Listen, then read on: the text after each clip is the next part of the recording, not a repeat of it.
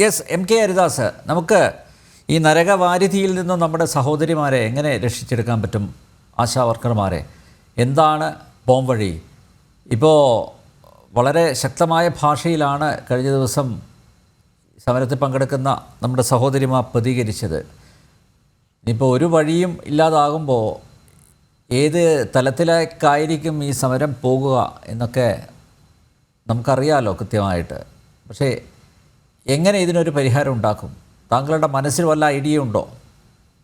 നോക്കൂ, ഇവിടുത്തെ സമൂഹം, കേരളത്തിന്റെ സമൂഹങ്ങൾ, ഏത് സമൂഹത്തോട് പ്രതിബദ്ധതയുള്ള എല്ലാവരും ഇവർക്ക് അനുകൂലമായിട്ട് നിന്നുകൊണ്ട് ഈ സമരപന്തലിലേക്ക് എത്തിക്കൊണ്ട് തിരുവനന്തപുരം അക്ഷരാർത്ഥത്തിൽ സ്തംഭിപ്പിക്കണം. അതായത് ഞാൻ ഈ സ്തംഭിപ്പിക്കുന്നതിനൊക്കെ ഹൈക്കോടതിയിൽ കേസ് കൊടുത്തിട്ടുള്ള ആളാണ്. പക്ഷെ ഇവരുടെ ഈ സമരം വിജയിപ്പിക്കാൻ വേണ്ടിയിട്ട് ഇത്തരത്തിലുള്ള കടുംകൈകൾ പോലും ചെയ്യേണ്ട ഒരു സാഹചര്യം നിലനിൽക്കുന്നതായിട്ടാണ് എനിക്ക് തോന്നുന്നത്. ഇവിടെ UDF എന്ന് പറയുന്ന സംവിധാനത്തിന്റെ കീഴിൽ പ്രവർത്തിക്കുന്ന പ്രതിപക്ഷം പ്രഹസനത്തിന് വേണ്ടിയിട്ട് 1, 2, 3, 4 സമരങ്ങൾ നടത്തി എന്നുള്ളതല്ലാതെ അവര് ഇതിന് കൃത്യമായ ഇതൊന്ന് അവസാനിപ്പിക്കാൻ വേണ്ടിയിട്ട് അവരുടെ ഭാഗത്ത് നിന്ന് വലിയ നിലയ്ക്കുള്ള ഇടപെടലൊന്നും നടത്തിയതായിട്ട് എനിക്ക് തോന്നുന്നില്ല. പ്രതിപക്ഷ നേതാവും അതുപോലെ തന്നെ പ്രതിപക്ഷ നേതാവിന് തുല്യമായിട്ടുള്ള UDFന്റെ നേതാക്കളും സർക്കാരിൽ സമ്മർദ്ദം ചെലുത്തിക്കൊണ്ട് തന്നെ അനിൽ നമ്പ്യാർ ഇത് എവിടേക്കെങ്കിലും കൊണ്ടുചെന്ന് എത്തിക്കാൻ സാധിക്കുള്ളൂ.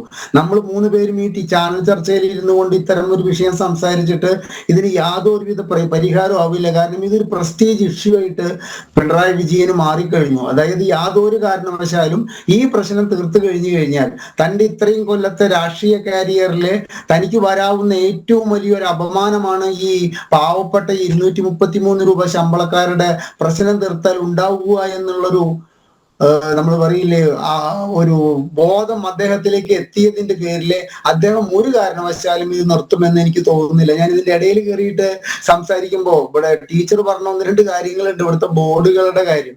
ഇവിടെ ബോർഡുകൾ മാത്രമല്ല ടീച്ചറെ, കേൾക്കണം. ഇവിടെ ബാംബു കോർപ്പറേഷൻ എന്ന് പറഞ്ഞിട്ടൊരു കോർപ്പറേഷൻ ഉണ്ട്. ആ കോർപ്പറേഷൻ കഴിഞ്ഞ 8 കൊല്ലമായിട്ട് പ്രവർത്തിക്കുന്നത് സംസ്ഥാന സർക്കാർ ശമ്പളം കൊടുക്കേണ്ട സമയത്ത് കൃത്യമായിട്ട് കൊടുത്തിട്ടാണ്. ഇനി അതല്ല, എനിക്ക് ചിരി വന്നതല്ലേ, ഈറ്റ കോർപ്പറേഷൻ എന്ന് പറഞ്ഞിട്ട് മറ്റൊരു ഉണ്ട്.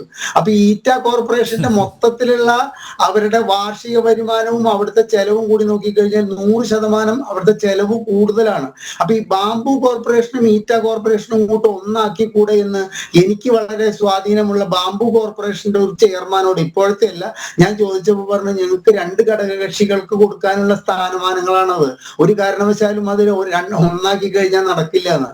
നമ്മുടെ 49 പബ്ലിക് സെക്ടറിലെ നമ്മുടെ 49 പൊതുമേഖലാ സ്ഥാപനങ്ങൾ, ഇൻഡസ്ട്രിയൽ പൊതുമേഖലാ സ്ഥാപനങ്ങളിലെ 28 നഷ്ടത്തിലാണ് ഓടുന്നത്. അതിലത്തെ ഒരു ഇതാണ് ഇലക്ട്രോണിക് വിഭാഗം എന്ന് പറഞ്ഞിട്ട് ഓടുന്നതാണ് ഏറ്റവും കൂടുതൽ നഷ്ടത്തിൽ ഓടുന്നത്. പിന്നെ തൊട്ടപ്പുറത്ത് ഒരു ഇലക്ട്രിക്കൽ വിഭാഗമുണ്ട്.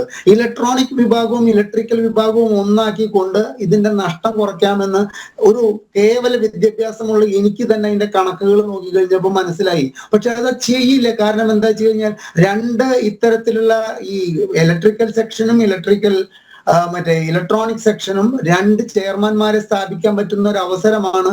അതുകൊണ്ട് അത് ഇല്ലാതാക്കില്ല. ഇത്തരത്തിൽ നമ്മുടെ പണം ദുർവ്യയം ചെയ്യുന്ന ഇവിടെ ഒരു ഇൻവെസ്റ്റ്മെന്റ് കേരളം നടത്തുമ്പോൾ ഈ പാവപ്പെട്ട ഈ നമ്മുടെ ആശാ വർക്കർമാരുടെ സമരം 18 ദിവസം നീണ്ടു നിൽക്കുന്ന ഒരു സമയത്താണ് ഏകദേശം ഒരു മാമാങ്കം പോലെ നമ്മുടെ കൊച്ചിയിലെ ബോൾഗാട്ടി പാലസിൽ ഇവർ ഈ ഇൻവെസ്റ്റ്മെന്റ് കേരള എന്ന് പറയുന്ന ഒരു പരിപാടി നടത്തിയത്. എന്താണ് അതുകൊണ്ട് ഇവർ ഉദ്ദേശിച്ചത്? ഇവിടെ വന്ന് പണം മുടക്കുന്നവർക്ക്, ഈ തിരുവനന്തപുരത്ത് ഈ സമരം ചെയ്യുന്ന ഈ പാവപ്പെട്ടവരുടെ പ്രശ്നം പരിഹരിക്കാൻ വയ്യാത്ത ഒരു സർക്കാരാണോ നാളെ ഞങ്ങൾ ഇവിടെ വന്നിട്ട് ഞങ്ങൾക്ക് പണം മുടക്കി എന്തെങ്കിലും പ്രശ്നം വന്നു കഴിഞ്ഞാൽ അതിന് എന്നോട് ചോദിച്ചിട്ടുള്ളതാണ്. എന്നോട് 1-2 ആൾക്കാര്, ഇത്ര വലിയ നിലയ്ക്ക് പണം മുടക്കാൻ വേണ്ടിയിട്ടൊന്നുമല്ല, പക്ഷെ ആ 3 ദിവസത്തെ പരിപാടിയിലും പങ്കെടുത്തിട്ടുള്ള ഒരു വ്യക്തി എന്നോട് ചോദിച്ചതാണ്, ഒരു ആശാ വർക്കർമാരുടെ പ്രശ്നം പരിഹരിക്കാൻ പറ്റാത്ത ഇവരാണോ നാളെ ഞങ്ങളെ പോലുള്ളവർ ഇവിടെ കൊണ്ടുവന്നിട്ട് പണം മുടക്കി കഴിഞ്ഞു കഴിഞ്ഞാൽ അതിന് എന്തെങ്കിലും പ്രശ്നം ഉണ്ടായാൽ അതിലിടപെട്ട് അത് തീർത്തു തരാൻ സാധിക്കുക എന്ന് ചോദിക്കേണ്ട അവസരത്തിലേക്ക് ഇത്തരത്തിലൊരു നിസ്സാര പ്രശ്നത്തിനെ കൊണ്ടുചെന്ന് എത്തിച്ചിട്ട് അത് അങ്ങേയറ്റം നാറിയ ഒരു വിഷയമാക്കി മാറ്റി മാറ്റിയെങ്കിൽ അത് സംസ്ഥാന സർക്കാരിന്റെ പിടിപ്പുകേടാണ്.